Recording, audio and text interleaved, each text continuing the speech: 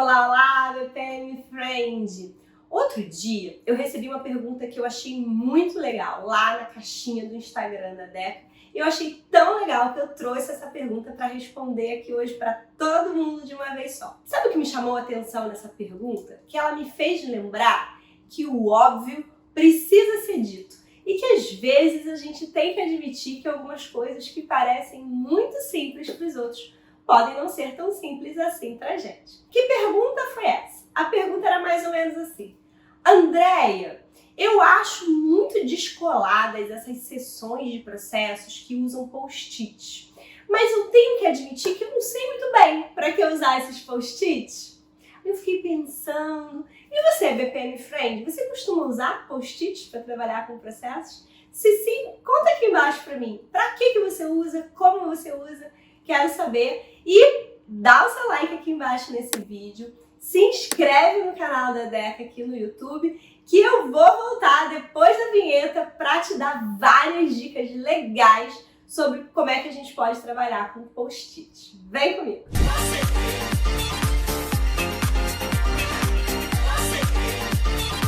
Vamos lá! Obviamente, no nosso trabalho com BPM, os post-its podem ser usados para várias coisas em diferentes circunstâncias. Mas hoje eu quero conversar com você sobre o uso que eu acho mais legal, que é trabalhar com post-it nas sessões de melhoria de processos. Então, pensa o seguinte, o post-it é o seu melhor amigo na hora de um brainstorming de processos. Você pode usar e abusar deles. Eu até trouxe alguns aqui. Existem post-its de diferentes tamanhos, pequenininhos, maiores, de diferentes cores para a gente usar, para a gente trabalhar. A gente pode ter post-its em outros formatos, atípicos, usar e abusar desses post-its. Eu adoro, eu amo. A gente trabalha muito com isso aqui na Deca. Então, essa é a primeira dica de ouro. Vai na papelaria, explora, vê os formatos, vê as cores, vê o que te atrai. A ideia do post-it é que ele seja divertido, lúdico, colorido, atraente para as pessoas. Ah, André, mas não tem verba para post-it. Tudo bem, você pode recortar um pedaço de papel, colar com fita crepe, mas não fica tão atraente visualmente para as pessoas trabalharem.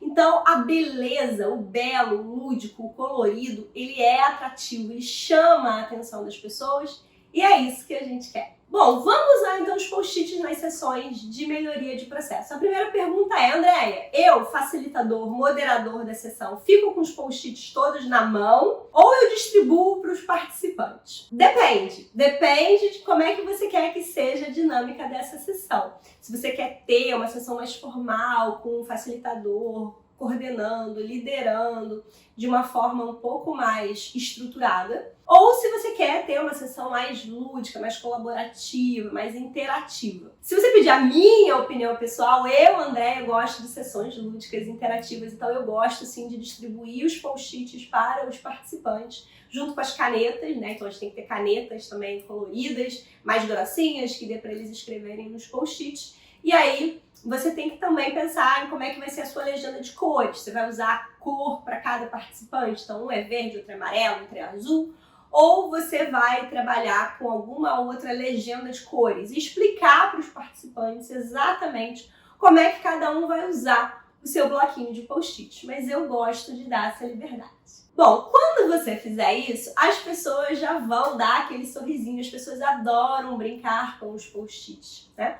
Mas antes de começar o trabalho colaborativo, eu acho que é muito interessante você dar ali 10, 15 minutinhos de silêncio, de reflexão, para cada um pensar na melhoria de processo que está sendo discutido ali, cada um preencher os seus post-its individualmente, para a gente ter aí esse tempo individual, silencioso, de reflexão, de trabalho de cada um, certo?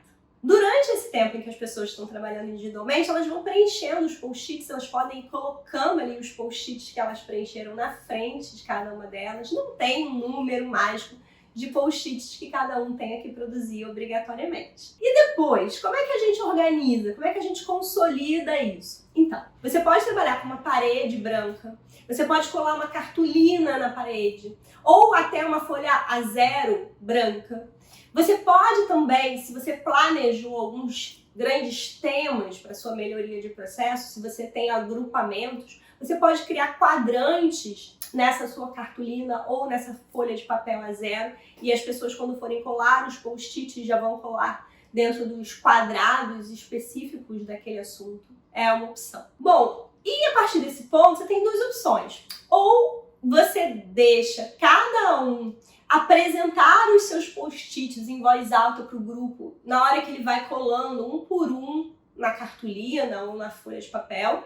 Então, cada um vai apresentar, vai expor as suas ideias. Ou você pede para todo mundo junto, quando acabou a sessão de reflexão, todo mundo ir lá e colar os seus post-its sem precisar ler um por um. Depende do tamanho do grupo que você está trabalhando e depende do tempo que você tem disponível para essa sessão. Se a gente tem um grupo menor, um pouco mais de tranquilidade para trabalhar, é muito interessante sim deixar as pessoas explicarem, apresentarem as suas ideias. Nesse ponto eu sei que você vai vir com aquela pergunta para mim: André, mas e se for online?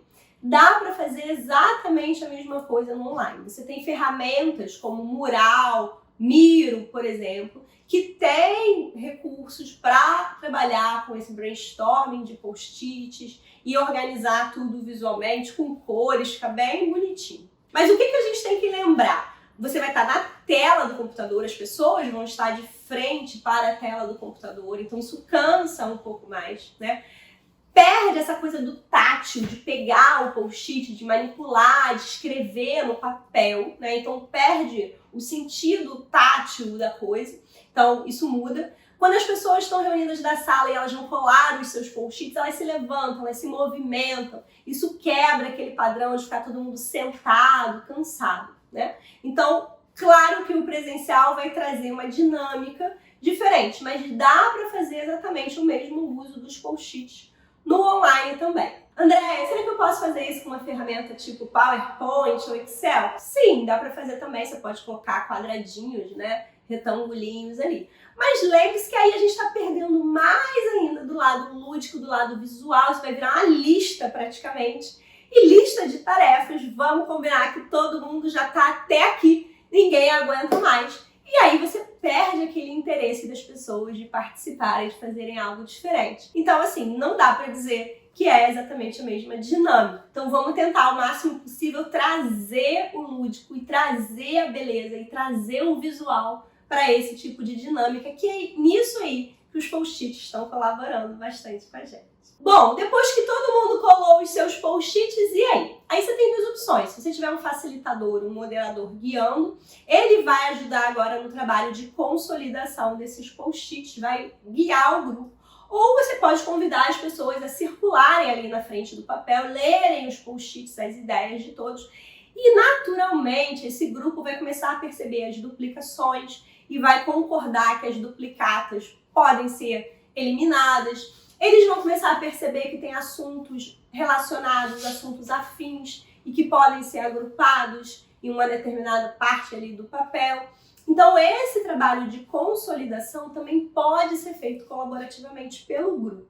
Andréia, se quando as pessoas estiverem olhando os post-its, elas quiserem reescrever o seu texto, explicar melhor a sua ideia no post-it, pode? Claro que pode. Clareza é sempre bem-vinda. Não tem problema nenhum de trocar o post-it ali e reescrever. Andréia, e se quando as pessoas começarem a ver as ideias umas das outras, elas começarem a ter novos insights a partir daí, elas podem ainda acrescentar post-its nesse momento da dinâmica? Pode, claro que pode. As ideias são bem-vindas. Não tem isso de que acabou o milho, acabou a pipoca. Se as ideias estão surgindo, a gente vai colocar um post-itzinho ali para elas. Por fim, o último passo aí que você pode ter é ordenar ou priorizar as suas ideias de melhoria. Então você pode simplesmente colocar uma ordem uma em cima da outra para mostrar a prioridade maior e a prioridade mais baixa.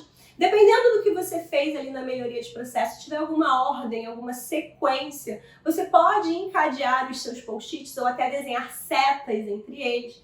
Você pode fazer círculos ao redor de post-its e fazer alguma anotação. Você tem um espaço ali de trabalho criativo que você pode usufruir livremente. Dica de ouro final, essa ninguém me contou, tive que aprender apanhando, quebrando a cara, então eu já vou te poupar esse trabalho. Assim que terminar a sessão e os participantes saírem da sala, antes de descolar o papel da parede, antes de retirar qualquer post-it, fotografe tudo. Confira a qualidade das suas fotos, suba essas fotos para a nuvem, porque depois, quando você tira o papel da parede, por mais que você enrole ele com todo o cuidado, fica aquele buraquinho no meio da cartolina e você sai andando com aquilo e daqui a pouco tá caindo post-it pelos corredores todos da empresa e você vai perdendo informações, perdendo ideias, perdendo os agrupamentos, perdendo a ordem das coisas e você não quer que isso aconteça como já aconteceu comigo. Então, muito cuidado para registrar ali